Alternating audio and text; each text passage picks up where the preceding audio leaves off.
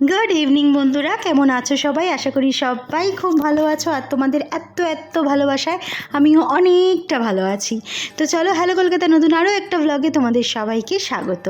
আজকে বিয়েবাড়ি শুনলেই কি মজা লাগে, তাই না বলো? বিয়েবাড়িতে কার কার খুব মজা হয়, মানে বিয়েবাড়ি শুনলেই কেন কি আমার বিয়েবাড়িতে খুব মজা হয়। আমি ফুডি হলেও আমি তেমন কিছু খাই না বিয়েবাড়িতে গিয়ে, কিন্তু আমার ওই বিয়েবাড়িতে সাজটা, কেন তোমরা তো জানোই, তোমাদের সাথে বারবার একটা কথা শেয়ার করি যে আমি মেকআপ পার্সন খুব একটা নই, কিন্তু বিয়েবাড়িতে একটা অন্যরকম সাজ, সেটা সাজতে আমার খুব ভালো লাগে। তো দেখো, তোমরা দেখতেই পাচ্ছ আমি গয়না পরে নিচ্ছি। আর এই গয়নাটা বেসিক্যালি আমার বিয়েবাড়িতে পরা হয়। বিয়েবাড়ি ছাড়া কোনো অকেশানে, বছরের কোনো সময়, কোনো অনুষ্ঠানে আমি গয়নাগাটি পরি না, মেকআপও করি না। তো আমার চুলটা যাতে একটু বাউন্সি লাগে, তাই জন্য এরকম করে দুটো ঝুঁটি, মানে চারপাশে মাথা ভর্তি ঝুঁটি বেঁধে রেখেছিলাম ছোট্ট ছোট্ট করে। মানে পুরো ঝুঁটি বাঁধা অবস্থায় তোমাদের সাথে শেয়ার করিনি, তাহলে তোমরা ভয় পেয়ে যেতে আমাকে দেখে। তো আমি সব ঝুঁটি খুলে ফেলেছি, কিন্তু একটা দুটো রেখেছিলাম যাতে তোমাদেরকে আমি বোঝাতে পারি যে আমি হেয়ারস্টাইলটা কী করে এরকম করেছি। তো আমি এই জন্য এটা করি যাতে একটুখানি বাউন্সি লাগে, চুলটা একটুখানি প্লাফি লাগে। সেই কারণে আমি এইরকম হেয়ারস্টাইল করি, যাতে বাঁধলে চুলটা বেশ ভরার টাইপের লাগে, মুখটাও ভালো লাগে। না হলে তো আমার চুলটা যেহেতু খুব স্ট্রেট, ওই জন্য এমনি বাঁধলে না ভালো লাগে না, বড্ড পেতে যায়। আর ওই জন্যই আমি এই প্রতিবার যখন বিয়েবাড়ি কোনো অকেশন হয়, যেই সময় আমার একটু মনে হয় চুলটাকে একটু বাঁধবো, সেই সময় আমি এরকম করে ঝুঁটি বেঁধে চুলটাকে একটু ফুলিয়ে নিই। আমি যে কোনো মেশিন ইউজ করতে পারতাম, কিন্তু আমার হেয়ারে মেশিন ইউজ করা ঠিক ভালো লাগে না।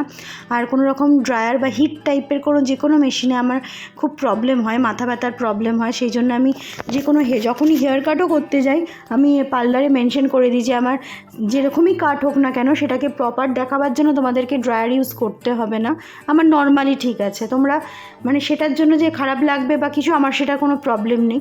কিন্তু তাও যাই হোক, তোমাদের সাথে গল্প করতে করতে দেখো আমার হেয়ারটা কমপ্লিট হয়েছে। দাঁড়াও, তোমাদের পেছনটা ঘুরে ভালো করে দেখিয়ে দিই। দেখো তো কেমন হয়েছে হেয়ারটা, ভালো লাগছে না? আমি খুব সিম্পলের ওপর করেছি। আর এই যে ক্লিপটা দেখছো, এটা আজকে আমি আসার সময় কিনে এনেছিলাম স্কুল থেকে, যে আমি এই হেয়ারটা করব সেটা ভেবেই কিনে এনেছিলাম, যে আমি যাই করি এইভাবেই চুলটা বেঁধে চুলটা ক্লিপ আটকে দেবো, ব্যাস। তাই জন্য আমি তো বেশি মানে হেভি কিছু পরি না, তাই জন্য হালকার ওপর একটা কিনে এনেছি। আর এই হচ্ছে আমার ফাইনাল লুক। তো আমি ভালো করে সেজে গুজে একেবারে বেরিয়ে পড়েছি, কিন্তু দুঃখের বিষয় এখন আমাকে আর ছেলেকে একা যেতে হবে, এখন ওর বাবা যাবে না। তো ও একটুখানি আপসেট যে বাবা যাবে না বলে, কিন্তু আমাদেরকে একা যেতে হবে। আমরা এক বন্ধুর সাথে আমরা বিয়েবাড়িতে চলে গেছি। এই হচ্ছে বিয়েবাড়ি, এসেই গেছি, যেহেতু বাড়ির পাশে ছিল সেহেতু বেশি দূর আমাদের যেতে লাগেনি। এই বিয়েবাড়িটাতে আমরা প্রথমবার এসেছি। এটা আমি জানতামও না যে এটা বিয়েবাড়ি, কিন্তু আজকে আমি আসতে পারলাম বলে জানলাম যে এটাও বিয়েবাড়ি, ভাড়া দেয় আর কি। তো দেখো, আমরা বিয়েবাড়িতে তো এসে গেছি তিনজনে মিলে। আর খুব সুন্দর সাজিয়েছে বিয়েবাড়ির চারপাশটা, আমাদের পরিচিত এক বন্ধুর ভাইয়ের বিয়ে, সেই জন্য এই হচ্ছে ব্রাইড, আজকের মেন অ্যাট্রাকশন এই হচ্ছে ব্রাইড। সামনে থেকে ফটো নিতে পারিনি, কেন ব্রাইডকে আমার খুব পরিচিত নয় তো, আর কেউ ফটো তুলে দেওয়ার ছিল না, তাই সামনে থেকে কিছু নিইনি। যাই হোক, ব্রাইডকে দেখে এসে দেখছি উনি খেতে বসে গেছেন। তো আমি বললাম আমারটা কই, আমাকে এনে দিল না। আর আমাকে যেটুকু এনে দিয়েছে সেটা এমন খেতে গেছি, ওর প্যান্টের মধ্যে আমি সস ফেলে ভূত করে দিয়েছি একেবারে, সেটাতে খুব রেগে গেছে। যাই হোক, ও যতক্ষণ খাচ্ছে ততক্ষণ আমি তোমাদেরকে চারপাশটা একটুখানি ভিডিও করে দেখাই যে কেমন করেছে। আমি অনেকটাই তাড়াতাড়ি এসেছি, এখন 8:30 মতো বাজে, এখন ওই জন্য বিয়েবাড়িতে তেমন কেউ আসেনি। আর লোকাল মানে ওদের যা ইনভাইট করেছে সেটা বেশিরভাগই মানে ওদের রিলেটিভের মধ্যে, বাইরের তেমন কাউকে করেনি, খুব ক্লোজ ফ্রেন্ড ছাড়া। সেহেতু সবাই একটু লেট নাইট এসছে, যেহেতু পাড়ার মধ্যে, তাই এখন মোটামুটি আমরাই তাড়াতাড়ি চলে এসেছি। দেখো, আমার ছেলে একটাই এই ভিডিও করে দিয়েছে, খুব খারাপ ভিডিওটা, বাট তবুও তোমাদের সাথে একটু আমার পুরো লুকটা শেয়ার করলাম। আর এত সুন্দর ফুলের কাজ করেছে, ফুল তো আমার বরাবরের ভীষণ প্রিয়, তাই আমি একা একা ভিডিও চারপাশে করছিলাম তোমাদের সাথে শেয়ার করব বলে।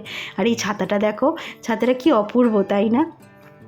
আমার ভীষণ ভালো লেগেছে। এই ছাতাটা যদি খুলে আমাকে দিয়ে দিত আমি নিয়ে নিতাম।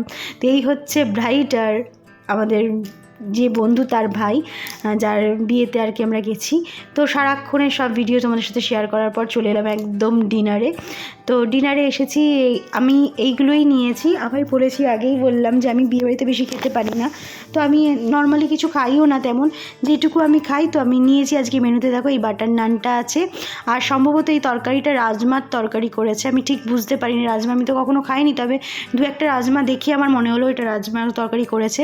আর করেছে অমৃতসরি চিকেন, যে ওই পাশের যে গ্রেভিওয়ালাটা দেখছো ওটা চিকেন দো পেঁয়াজ আর স্যালাড, আরও অনেক কিছু করেছে, রাইস করেছে, ভেটকি মাছের দই ভেটকি করেছে, চাটনি, পাঁপড়, রায়তা অনেক কিছুই আছে, বাট আমি সেগুলো খাইনি। আমি এইটুকুই খেয়ে প্লেট রেখে এসেছি। আর সাথে বিয়েবাড়িতে আমাদের যে পাড়ার কিছু কাকিমা যারা ভীষণ মজা করতে পারে, তারই ভিডিও আমি শেয়ার করছি। দেখো সে এমনভাবে খাচ্ছিলো, ফার্স্টে আমি দেখিনি, আমাকে আর এক কাকিমা দেখালো, তো তার ভিডিওটা না শেয়ার করলে বিয়েবাড়ির আজকে মজাটাই পুরো ইনকমপ্লিট থাকবে। ওকে দেখে সবাই হাসছে, আমি ওই জন্য সবার ভিডিওই করে নিলাম একটা ঝলকে, সবাইকে ফ্রেমবন্দি করে নিলাম যতটা পারলাম। তো কাকিমাকে আমি বললাম যে তুমি আরেকবার সেই খাওয়াটা করে দেখাও যেটা তুমি খাচ্ছিলে। তাই আমাকে কাকিমা দেখাবার জন্য আরেকবার খেয়ে দেখাচ্ছে, কিন্তু তখন আর একটু হাস্যকরভাবে খাচ্ছিল। যাই হোক, অনেক আনন্দ করলাম, অনেক মজা করলাম। তো লাস্টে দেখো কাঠিটা গুজে দিয়ে চলে গেল আমার কেকটার মধ্যে। মিষ্টি খেতে খেতে, আইসক্রিম কেক খেতে খেতে আমি আজকের ভিডিও এখানে শেষ করছি। দেখা হচ্ছে পরের আবার একটা মজাদার ভিডিওতে। তো ততক্ষণের জন্য টাটা, সবাই ভালো থেকো, সুস্থ থেকো, আমার পাশে থেকো। আর আমার ব্লগ অবশ্যই দেখে কমেন্ট করে জানিও, সাবস্ক্রাইব করতে ভুলো না। আজকের জন্য টাটা।